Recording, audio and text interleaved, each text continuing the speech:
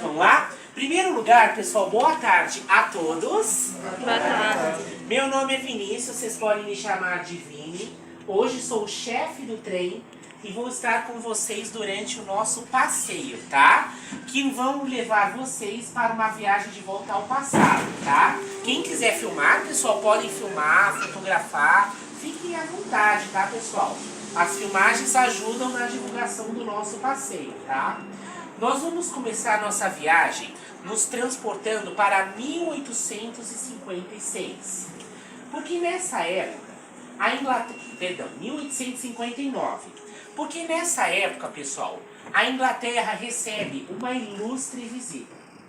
A de um empresário chamado Irineu Evangelista de Souza, mais conhecido como Barão de Mauá. Olha, vocês estão com nota 10 na aula, hein? Vocês estão sabendo quem é o Irineu Evangelista de Souza. Aplausos para vocês, né?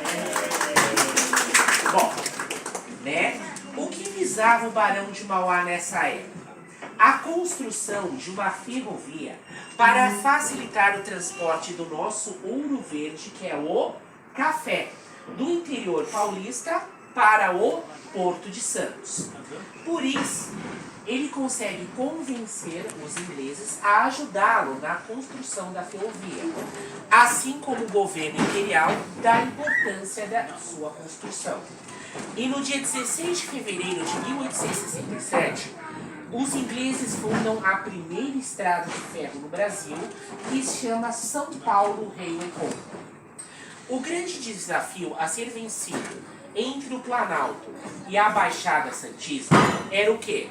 A Serra do Mar, né? Para isso, os ingleses constroem um sistema de cabos de aço que fica conhecido como o sistema do funicular. Este sistema funcionava como um sistema pendular de relógio, ou seja, enquanto um trem sobe a serra, o outro desce. Então eles servem de contrapeso para o outro. A partir de 1888, ixi, não vai dar tempo porque nós vamos agora entrar no nosso pátio, tá? Bom, daqui a pouquinho eu vou continuar a história dos ingleses. Eu vou contar a continuação da hospedaria, perdão.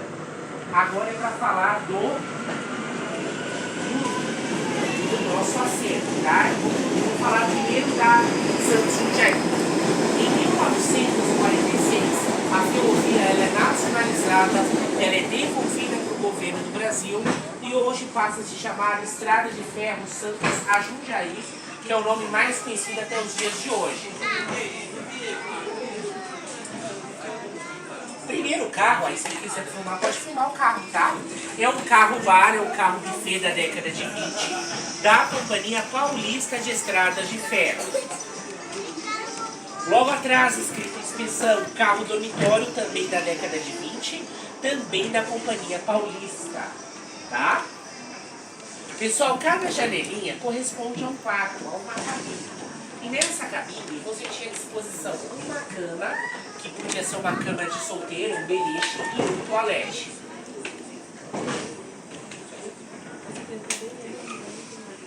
Logo atrás escrito FEPASA, carro Correios e Bagagens da década de 20, também da Companhia Paulista.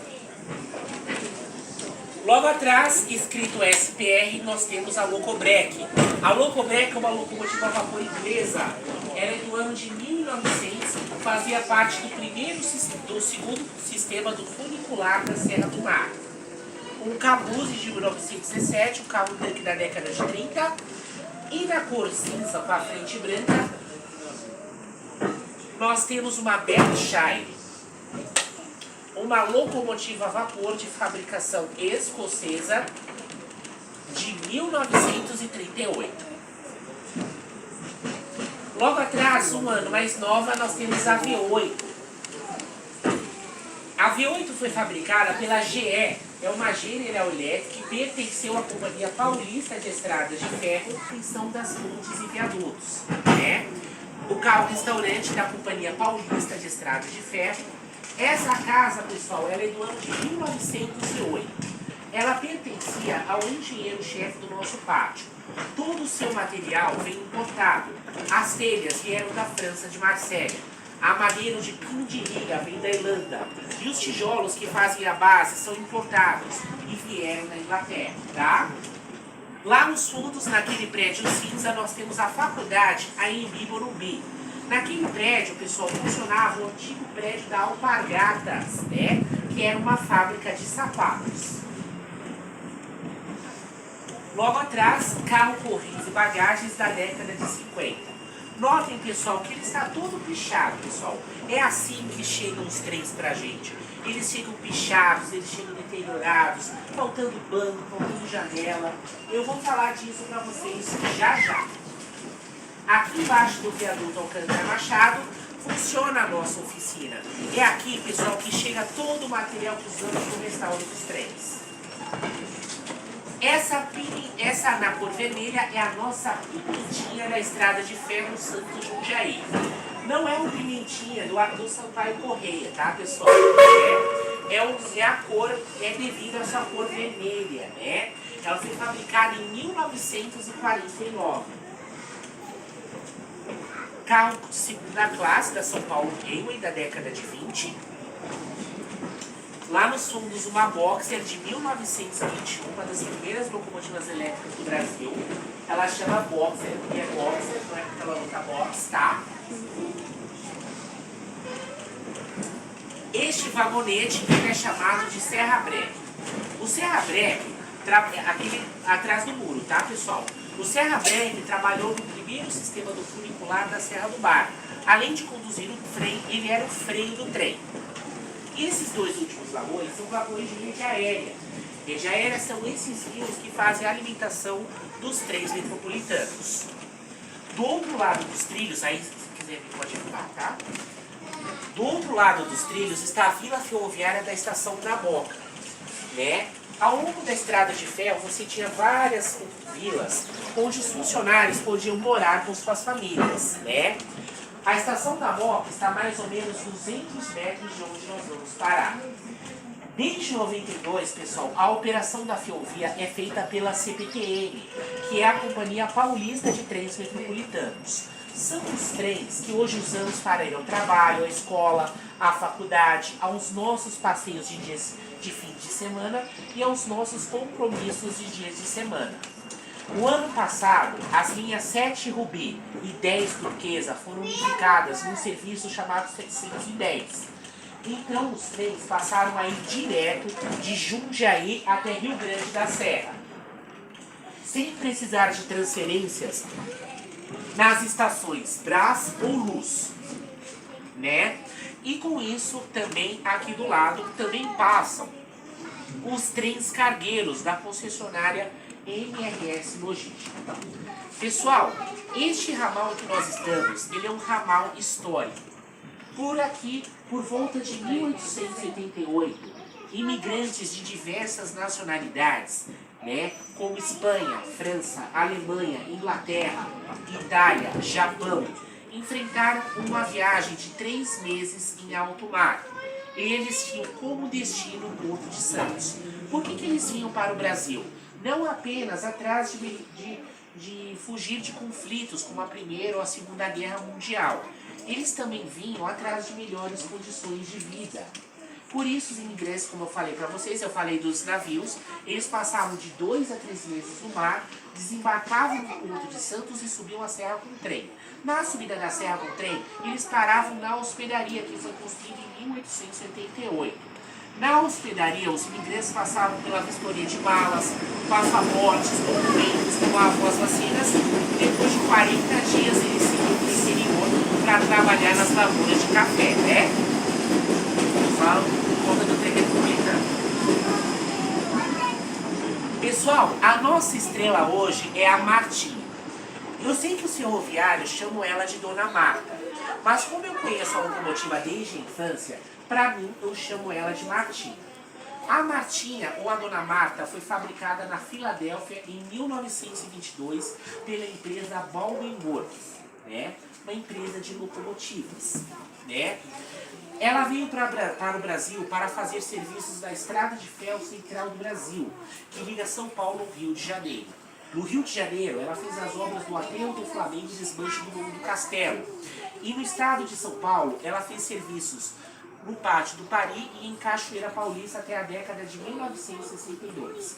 Na década de 90, ela é resgatada, é restaurada e hoje funciona no seu modo original, que é queimando lenha e fervendo água. Tá? Para a locomotiva estar disponível para as 11 da manhã, que é o primeiro passeio do dia, o maquinista precisa chegar aqui às 6 horas da manhã. 6 horas da manhã ele abastece água, abastece lenha, acende a fornalha e a locomotiva fica no nosso pátio só aguardando pressão e vapor para as 10 da manhã estar pronta para ser utilizada. Precisa de uma grande antecedência para sair com a locomotiva. O primeiro carro que vocês vão visitar no final do passeio é um carro de Correios e Bagagens de 1914 da São Paulo Ranger. Este carro também é da São Paulo Ranger, um carro de primeira classe, no ano de 1696, onde viajavam barões e baronesas do café. Então se sintam barões e baronesas do café, tá, pessoal? E lá nos fundos nós temos um carro reservado. Ele é do ano de 1928.